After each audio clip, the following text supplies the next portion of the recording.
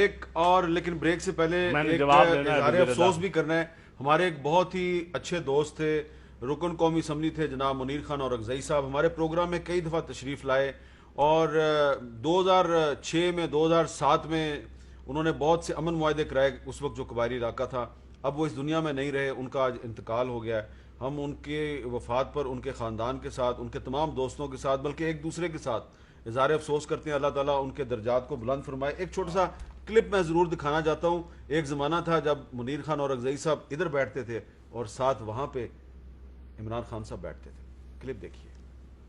یہ بیرونی سازش ہے, یہ بیرونی دنیا, باہر کے ممالک ہمیں آپس میں اس قسم کی لڑاکے ہمارے ملک کو تباہی کی طرف لے جا رہے ہیں, ہم کو تباہی کی طرف لے جا رہے ہیں. اس لیے آپ تو اس معاہدے کے پیچھے جو الیکٹڈ ارکان پارلیمنٹ ہیں ان کا کردار ہے. ابھی منیر خان نے بات کی, آپ سب جانتے ہیں کہ یہ جس طرف جا رہا ہے کام, پاکستان کا معاشی ایک طرف جو اس بحران کرائسس آ رہا ہے, اس کے ساتھ ساتھ یہ جس طرف جا رہا ہے اور اس کے اندر کوئی اینڈ نہیں نظر آ رہی.